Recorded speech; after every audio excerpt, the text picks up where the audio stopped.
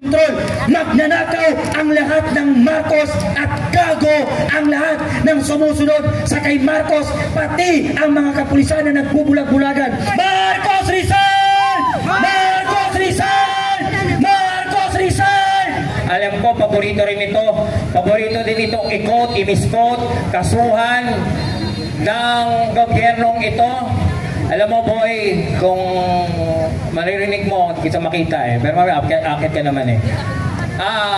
Alam mo, kapag ikaw mamamahayag, pag reporter ka, pag veterano kayo, nandiyan yung mga kasama ko. Kapag wala kang libel case, tinatawanan ka sa mga pangkat namin yung mga mamamahayag. Kasi ang libel case, isa yung medalya.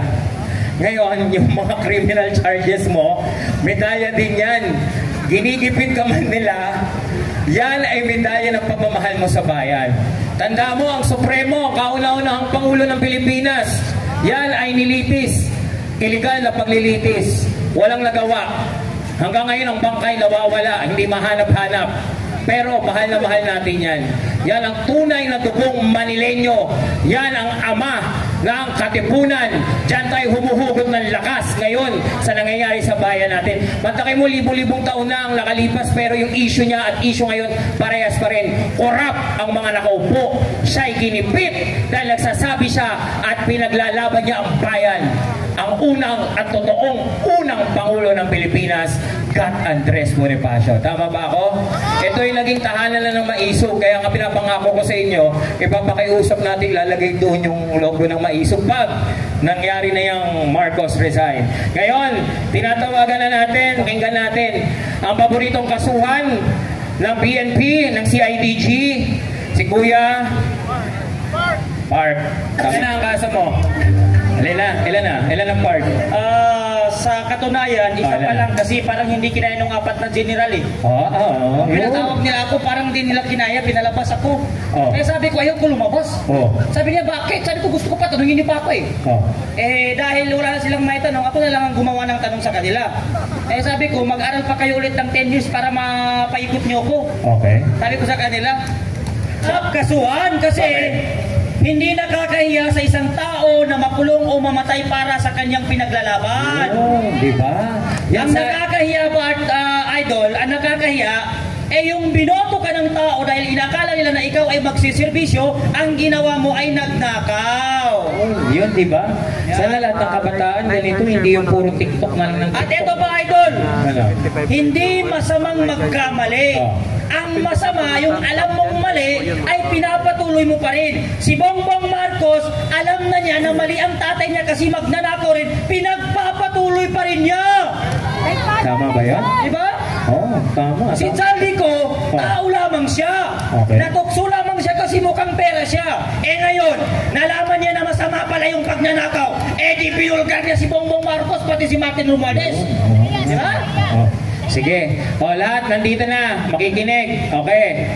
Pakinggan po natin ang paboritong kasuhan, ang pinakamagiting, ang may dugong Bonifacio. Mabuhay maisog! Mabuhay! May pagkain na doon. So yan, magandang gabi sa ating lahat mga Pilipino. Kahit konti lamang tayo, hindi pa siya yung magiging marami. No, kahit konti tayo, basta totoo tayo sa ating pinaglalaban at alam nating tama tayo, kahit mamatay tayo, lalaban tayo ng lalaban. At unang-una sa lahat, kahit saan ako pumunta, kahit sino ka pang yawak kang organizer ka, magsisisigaw ako ng Marcos resign! Marcos resign! Marcos resign! Marcos resign! Marcos resign! Hindi kung sinong organizer ang masusunod. Ang masusunod ay yung mga Pilipinong galit at ayaw sa korupsyon sa ating bansa. Kaya ito ang mensahe ko. Alam ko yung mga abogado bright. Pero nagtataka ako kay Claire Castro, abogado siya pero nagmumukha siyang abugaga. Tinatakpan mo yung pagnanakaw ng bangag nating Pangulo. Ngayon, birthday nito nga si Martin Romualdez nito nakaraan. Abay, napakaganda ng regalo sa kanya ni Zaldico. Nagustuhan yata ni Martin Romualdez ang regalo sa kanya ni Mr. Zaldico. Dahil kaya pala hindi pinapauwi si Zaldico dito sa ating bansa dahil tinawagan siya ni Martin Romualdez dahil hindi siya pinapauwi ni Bongbong Marcos. Kasi ayaw nila na malaman ng tao itong pagnanakaw nila. Hindi ikasabi ni Bongbong Marcos at ni Claire Castro. Si Bongbong Marcos ang nagpahayag sa mga tao para malaman itong korupsyon na nangyayari sa ating bansa. Tanga ka pala. Ikaw ang naglabas ng itong pagnanakaw, korupsyon sa ating bansa, tapos hindi mo alam kung sinong nagnakaw, wala kang naipapakulong. Di ba bubong labas mo nun? Ikaw ang presidente, tapos hindi mo na alam kung saan napupunta yung mga pinipirmahan mo na budget ng ating bansa. At ito ang nakakapagtaka. Lahat ng tanong ng media dito sa kanila, puro Davao at Duterte. Baka maging abo na lang si Duterte sa dahig. Sasabihin pa rin nila si Duterte ang pumatay kay Andres Bonifacio. Tanga itong administrasyon na ito. Mga bobo sila. Lahat ang tinatanong mo, Davao, Davao. Sabi naman ni Claire Castro, kaya walang nakita na sirang flood control sa Davao kasi hindi pa ito binabaha. Para malaman, sabi niya, na merong sirang flood control sa Davao, kailangan bahain ang Davao. Gago! Kaya nga hindi binabahay kasi walang magnanakaw doon na congressman.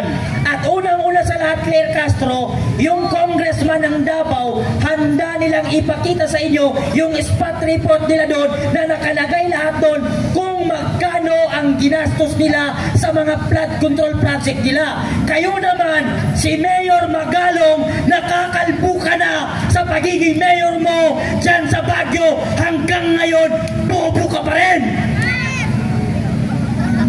Nag-retire na ang mayor ang gago, pumunta pa ng Davao. Pati ang DPWH, bobo. Pati ang ICI, bobo. Mga utak, ano? Utak!